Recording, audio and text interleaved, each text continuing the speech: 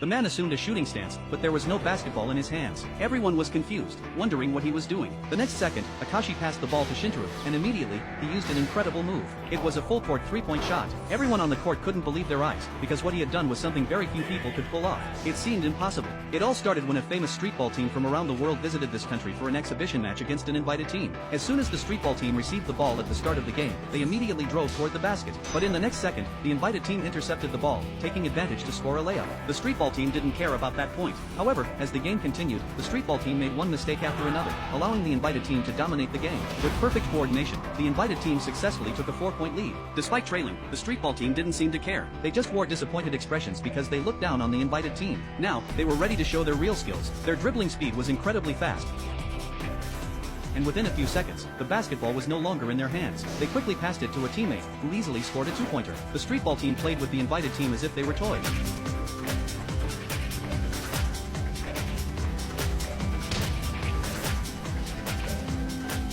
The audience was in awe of their skills. Now, the ball was in the hands of their forward, who continuously dribbled to toy with the defenders. Then, he moved to the three-point line and made a jump shot for a three-pointer. The pace of the game was completely under the streetball team's control. After successfully breaking through, the forward didn't go for a layup. Instead, he started to show off his flashy basketball moves.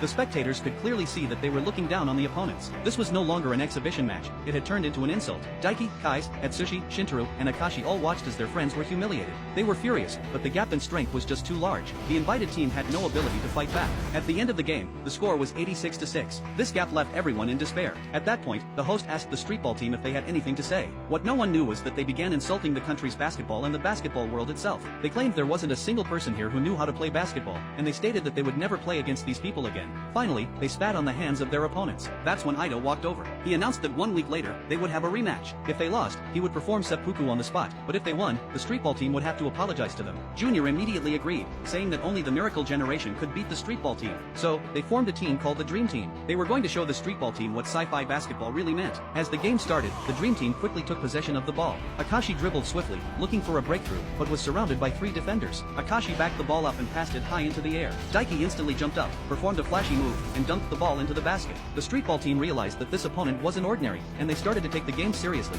Then, one of the players attempted a jump shot for 2 points, but Kais blocked it completely. After Akashi grabbed the ball, he quickly passed it to Daiki, whose quick offensive speed shocked the opponents. Daiki, facing the defender, remained calm and started to show off his skills. He passed the ball forward, and just as the defender reacted, Daiki went for a 360-degree dunk. This was an incredible start for their team, and it gave the Dream Team a glimpse of victory. At this point, Junior asked his teammates to pass him the ball, as he was about to change the course of the game. Akashi knew how skilled Junior was, but Junior hadn't fully shown his power yet. Akashi kept a close eye on Junior's dribbling, determined not to let him break through his defense.